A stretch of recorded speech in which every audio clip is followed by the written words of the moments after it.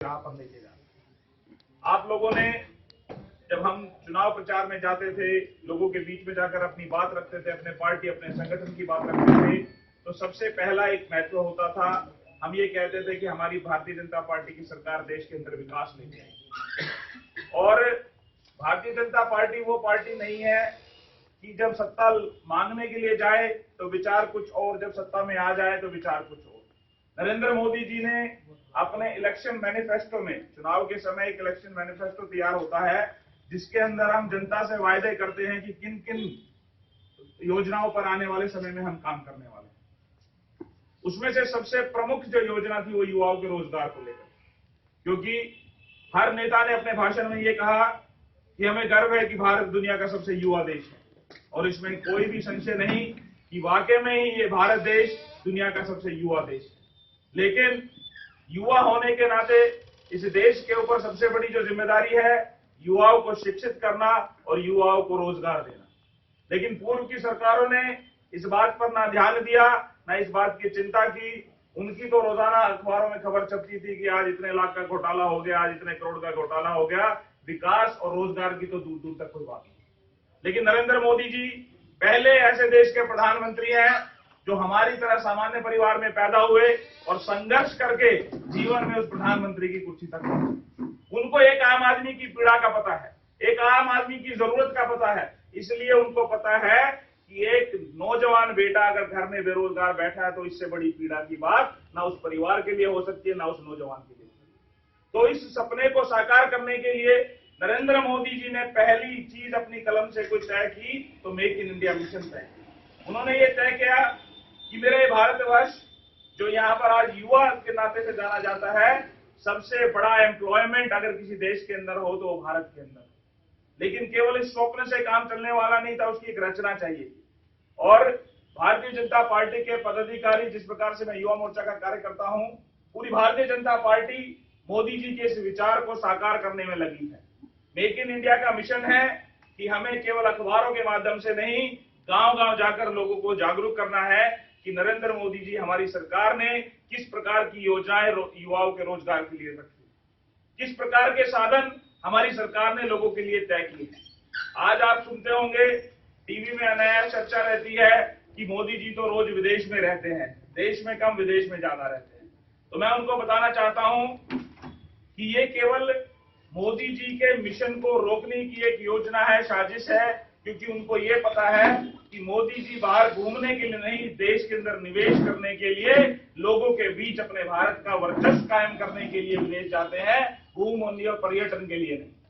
मैं आपको बताना चाहता हूं, मैं अपनी शिक्षा के लिए 6 साल अमेरिका में रहा, और जब मैं वहां पढ़ता था तो हमारी जो सरकार, पहले की सरकारें थी, वहां भारत का क्या स्वाभिमान था, मैंने वो भी देखा। और आज से 10 दिन पहले मैं अमेरिका 40 दिन रह के आया हूं। जब इस बार मैं अमेरिका गया तो जो स्वाभिमान मुझे देखने को मिला, भारतीय को देखने की सोच अमेरिकन लोगों की बदल चुकी है, और उसका केवल एकमात्र कारण ये हमारे लिए स्वाभिमान की बात है। जो अमेरिका का राष्ट्रपति नरेंद्र मोदी जी को वीजा देने से मना करता था, वो हमारे 26 जनवरी की परेड में, आज तक अमेरिका के इतिहास में खुली हवा में कोई अमेरिकन राष्ट्रपति 1.5 घंटे तक नहीं बैठा। केवल नरेंद्र मोदी जी के कारण से हमारे इंडिया गेट पर ओबामा 1.5 घंटे तक उस हमारी सभा में बैठा। अभी जब दुनिया में चर्चा आई, बोले कि दुनिया के सबसे ताकतवर लीडर कौन है, तो उसमें मुझे गर्व होता है ये बताते हुए, अगर जहां पहले अमेरिका का नाम होता था, रशिया का नाम होता था, आज उसमें भारत का नाम है, वो केवल नरेंद्र मोदी जी के पास।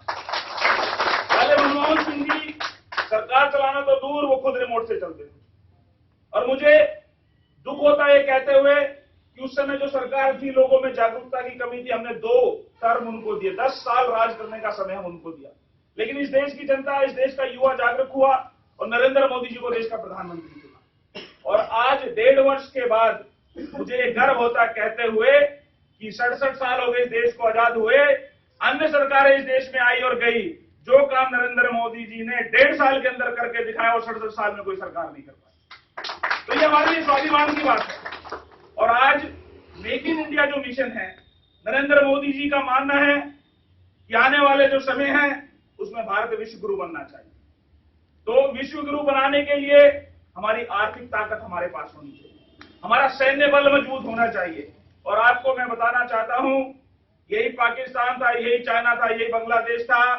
पहले हमारे जवानों के सर काट लिए जाते थे, सरकारें चुप रहती थी। लेकिन आज अगर हमारे देश की तरफ कोई आंख उठाता है तो ईंट का जवाब पत्थर से दिया जाता है। नरेंद्र मोदी जी की सरकार, ये इस देश का स्वाभिमान है। जो पहले भी यही नौजवान थे, ये पहले भी यही सैन्य बल था, लेकिन उसको आगे लेके बढ़ने वाला नेता हमारे पास है। तो इस मेक इन इंडिया के मिशन का जो सबसे बड़ा खतरा चाइना को है। चाइना को यह पता है कि जो पूरे अंतर्राष्ट्रीय बाजार में जो कब्जा चाइना ने कर रखा है, दोस्तों मुझे आपको बताना चाहता हूं, अमेरिका के अंदर हर छोटी चीज से लेकर बड़ी चीज जो इस्तेमाल होती है वो बनाने वाला चाइना है। चाइना की जो आज इतनी बड़ी आर्थिक हालात जो सुधरे हैं, उसने अपनी जनसंख्या को जो ताकत बनाकर इस्तेमाल किया है, हर छोटी चीज से बड़ी चीज बनाकर विदेशों में आयात करने का जो काम किया उन्होंने, वो चाइना ने इंडस्ट्री के माध्यम से। और जैसे यहाँ बहुत से नौजवान सब पढ़े लिखे जागरूक नौजवान बैठे हैं, आप सभी को ध्यान होगा, अगर कोई कंपनी सर्विस इंडस्ट्री कंपनी है, मान लीजिए कोई एमएनसी हमारे देश में काम करती है, तो उसका एक एजुकेशन रिक्वायरमेंट होता है, चाहे वो आईटी ग्रेजुएट हो, चाहे वो आईटी पोस्ट ग्रेजुएट हो। लेकिन इंडस्ट्री एक ऐसी चीज है जिसमें 10वीं पास व्यक्ति को भी नौकरी मिल सकती है और एक पोस्ट ग्रेजुएट व्यक्ति को भी नौकरी मिल सकती है। तो हमारे यहाँ हर कोई तो पोस्ट ग्रेजुएट नहीं है, लेकिन कोई 10वीं पास हमारा युवा है, कोई आईटीआई डिप्लोमा होल्डर हमारा युवा है। तो बड़ी मात्रा में अगर रोजगार पैदा करना है तो देश के अंदर इंडस्ट्री लानी पड़ेगी। तो नरेंद्र मोदी जी ने इस बात के लिए विदेशों में जाकर आह्वान किया है कि जिस चीज की कल्पना को इंडस्ट्रियलिस्ट कर सकता है, सरकार की सहायता जिस चीज में उनको चाहिए, उससे बढ़कर हम आपको सुविधाएं देंगे। अब भारत के अंदर लाकर उद्योग लगाइए और हमारे युवाओं को रोजगार दीजिए। ऐसा आह्वान करने वाला पहला देश का प्रधानमंत्री भाई नरेंद्र मोदी जी है। और आप सभी ने पिछले 1.5 साल में ये तो रोजाना अखबार में पढ़ा होगा कि नरेंद्र मोदी जी ने देश को आगे ले जाने के लिए दिन में कितनी मेहनत की, लेकिन कभी अखबार में ये सुनने को नहीं आएगा कि 10 पैसे का भी घोटाला भारतीय जनता पार्टी की सरकार में हुआ हो। ये हमारी सबसे बड़ी उपलब्धि। तो दोस्तों, आज आपने देखा होगा बिहार का जो चुनाव हुआ, आज भारतीय जनता पार्टी के विकास रथ को रोकने के लिए इस देश की जो ताकतें हैं, जो देश के हित की ना चिंता करने वाली ताकतें हैं, वो एक हो गई। उनका केवल एकमात्र लक्ष्य है, देश जाए भाड़ में, हमें चिंता नहीं करनी, नरेंद्र मोदी जी को रोकना है, नरेंद्र मोदी जी को आगे बढ़ने से रोकना है। ये मिशन उन पार्टियों का है जो इस देश को लूट लूट कर खाती रहे। लेकिन मैं आपको बताना चाहता हूं, जब लोकसभा चुनाव में भी यही समीकरण बना था, यही लोग थे। एक राज्य का चुनाव अलग होता है, देश का चुनाव अलग होता है। और नरेंद्र मोदी जी के विकास रथ को ना वो उस समय रोक पाए थे, ना आने वाले समय में रोक पाएंगे। नरेंद्र मोदी जी को अगर विश्वास की जरूरत है तो अपने देश की जनता की जरूरत है, अपने देश के युवाओं की जरूरत है। अभी हाल ही में जो इन विदेशों के जो दौरे हुए, मैं आपको छोटी छोटी बातें बताना चाहूंगा ताकि आपके ध्यान में रहे। नरेंद्र मोदी जी का स्वप्न है कि इस दुनिया के अंदर सुई से लेकर अगर हवाई जहाज बनाने का काम कोई देश करे तो वो मेरा भारत देश करे, नरेंद्र मोदी जी की तरफ। उसी नाते में मैं आपको बताना चाहता हूं, बोइंग एक कंपनी है, ये बहुत बड़ा एक कॉम्बैट हमारे देश के लिए जो साइन हुआ है। बोइंग जो जितनी भी हवाई जहाज उड़ती है, मोस्टली जो कंपनी उसको बनाती है उसका नाम बोइंग है। अन्य देशों में उसका प्लांट था जहां वो हवाई जहाज मैन्युफैक्चर करने का काम करते थे। लेकिन पहले बार हमारे देश के साथ उस कंपनी ने ये साझा एग्रीमेंट किया है कि आने वाले भविष्य में बोइंग अपना प्लांट भारत में लगाएंगे और हवाई जहाज मैन्युफैक्चरिंग का काम भारत के अंदर होगा। ये नरेंद्र मोदी जी की अचीवमेंट।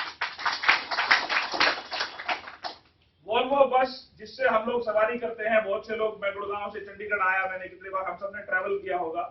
पहले ये पूरी की पूरी बस हम लोग इंपोर्ट करते हैं, लेकिन अब इस वोल्वो कंपनी जो बस बनाती है, इस कंपनी ने निर्णय लिया है कि भारत के अंदर इस पूरी बस को मैन्युफैक्चर करके हम विदेशों में बेचने का काम करेंगे। नरेंद्र मोदी जी का कॉन्ट्रैक्ट, नरेंद्र मोदी जी की सरकार की उपलब्धि है। तो इसी प्रकार से आप जब यहाँ पर अंबाला जिले की हम बात करें, गुड़गांव जिले की बात करें, चाहे फरीदाबाद की बात करें, सिरसा की बात करें, पूरे हरियाणा में, पूरे देश भर में औद्योगिकरण हो, एक रेवोल्यूशन पूरे देश के अंदर आए, ऐसी सोच के साथ नरेंद्र मोदी जी ने मेक इन इंडिया की रचना की है। और उन्होंने बजट इस काम को आगे ले जाने के लिए तय किया है। और जैसे कि मैं प्रदेश का संयोजक हूं, विकास जी मेरे साथ सह संयोजक है, जगवंत जी आपके विभाग के और आनंद जी आपके जिले के, ऐसे हमारे इस रचना को ग्राम तक लेके, गांव तक लेके जाना ग्राम प्रमुख के नाते। और जैसे कि मैं अपने गांव में जाता हूं, तो जब मैं अपने गांव के नौजवानों से मिलता हूं तो मुझे उनके चेहरे से परिचित हूं कि किसने मैनेजमेंट की पढ़ाई की है, किसने डिप्लोमा की पढ़ाई की है।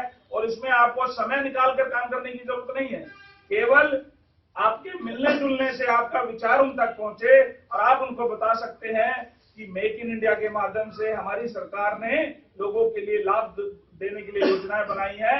आप इस नंबर पर या इस वेबसाइट पर जाकर उससे संपर्क करें ताकि आने वाले समय में आप अपना रोजगार कर सकें। बहुत से नौजवान ऐसे हैं जिनको नौकरी करना पसंद नहीं, अपना व्यापार करना चाहते हैं, छोटा हो या बड़ा हो वो विषय नहीं है। तो सरकार ने इस प्रकार की भी योजना बनाई है कि जिस व्यक्ति के पास सोच है, जिसके पास आइडिया है, वो उसको इंप्लीमेंट करना चाहता है, तो उसके नाते से उस काम को शुरू करने के लिए भी जिसके पास बिजनेस प्रपोजल है, हमारी सरकार उनको लोन मुहैया कराएगी ताकि वो अपना काम शुरू करें। ये नरेंद्र मोदी जी की सोच है। जैसा कि विकास जी ने बताया, पहले की सरकारों की सोच नकारात्मक थी। उनकी सोच ये थी, बोले भाई जो बेरोजगार है उसको बेरोजगारी भत्ता दे दो ताकि वो जिंदगी भर काम ही ना कर पाए, उसकी सोच ही ना हो काम करने की। चाहे मैं हूं या आप है, अगर मुझे घर बैठे बिना काम किए पैसा मिलेगा तो मुझे घर से बाहर निकलने की ललक क्यों होगी? ललक तब होगी जब मुझे जीवन में आगे बढ़ना होगा। और नरेंद्र मोदी जी ने इस देश के युवाओं को एक स्वप्न दिया है कि एक बार इस देश के युवाओं ने क्रांति लाई तो ये देश आजाद हुआ था। आज इस देश का युवा क्रांति लाएगा तो ये देश दुनिया का विश्व गुरु बनेगा, इसमें कोई संशय नहीं। लेकिन आप सब लोगों को मिलकर काम करना होगा। अपनी भारतीय जनता पार्टी, अपनी नरेंद्र मोदी जी की सरकार के खिलाफ कोई अगर कोई गलत शब्द बोलता है, गलत विचार को प्रस्तुत करता है, तो उसका विरोध आपको करना चाहिए। आपको अपनी नीतियों का प्रचार करना चाहिए, अपनी सरकार को आगे लेकर बढ़ने का, नरेंद्र मोदी जी के स्वप्न को साकार करने के लिए काम करना चाहिए। और इस पूरे विषय में विस्तृत रूप से जब आनंद जी और आप सब लोग नीचे गांव में जाएंगे तो इस जानकारी को और गहराई से रख पाएंगे। लेकिन मेक इन इंडिया मिशन उस दिन पूरा होगा जिस दिन इस पूरे देश के अंदर निर्माण क्रांति होगी। निर्माण क्रांति के माध्यम से हर युवाओं को रोजगार होगा, हर माँ बाप का स्वप्न साकार होगा।